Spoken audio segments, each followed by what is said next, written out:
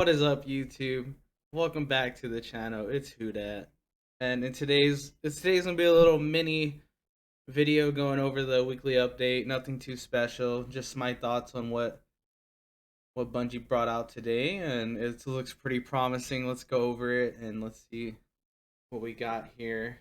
And before we get into this, if you can hit the like, subscribe, and comment down below what you think of the weekly update, the TWAB, whatever you want to call it.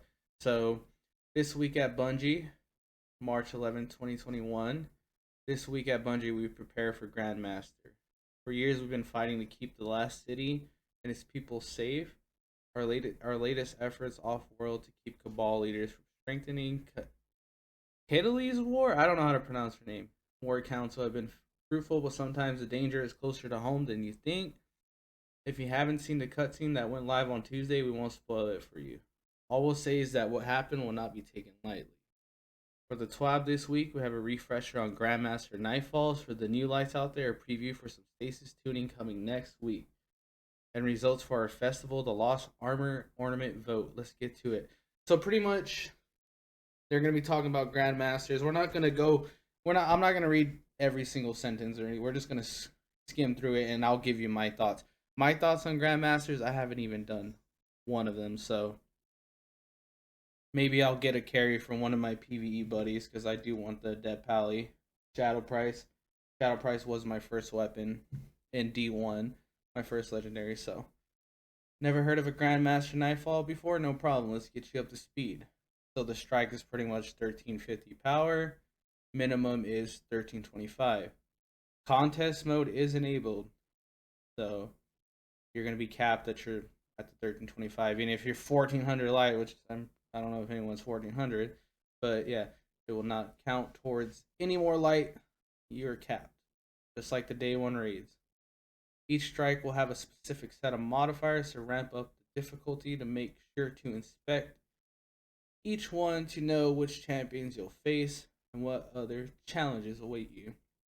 One Grandmaster Nightfall will be available each week, so you'll have one every reset. So I'm pretty sure it's gonna be the weekly rotation just for the weapons right here. Swarm, Pally, Shadow Price, D1 favorites right there.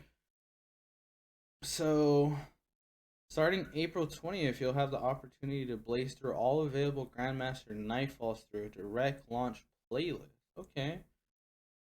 See, it's all new to me.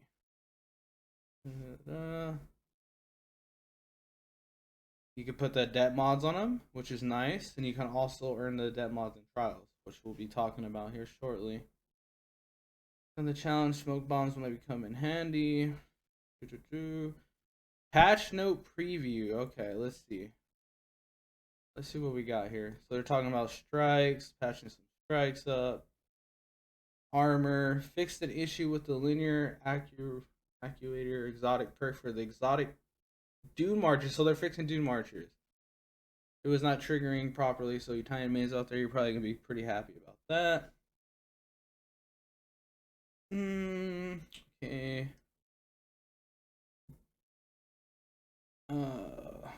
Weapons, fixed an issue where flavor text wasn't appearing for several seasonal weapons. Added rumble to the end of the Dead Man Tells reload. Adjusted risk. Okay, see, these are all just simple fixes, right? Let's get to the juicy stuff. Let's get to this. Boom.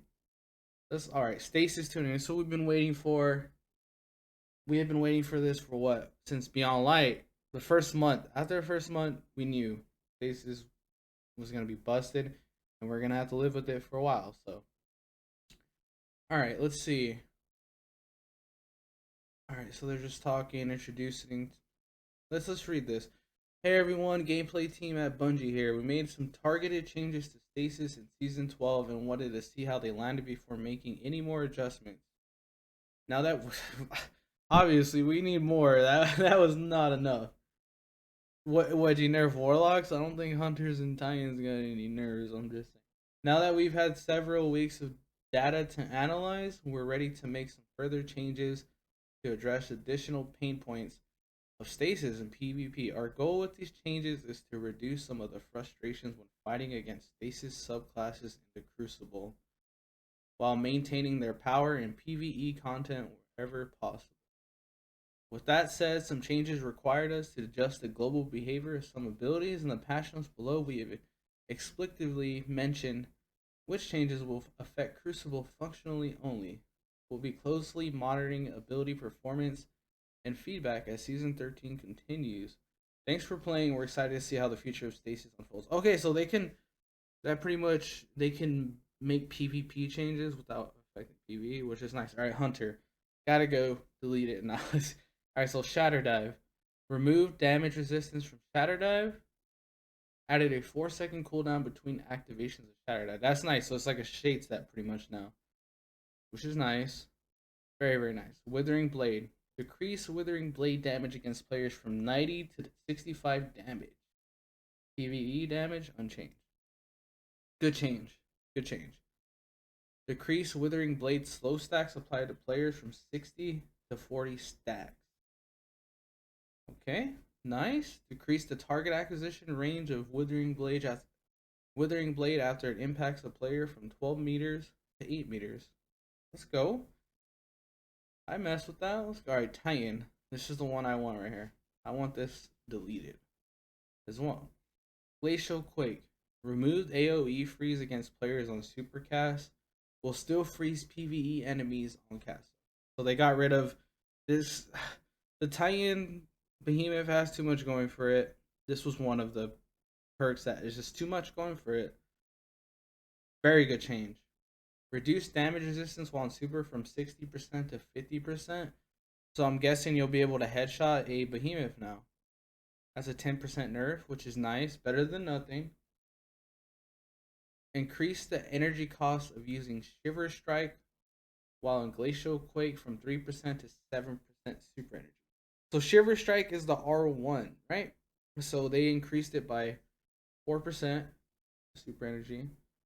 Using the combo of a Shiver Strike into a heavy slam attack will now cost the full super energy of both the Shiver Strike and the slam.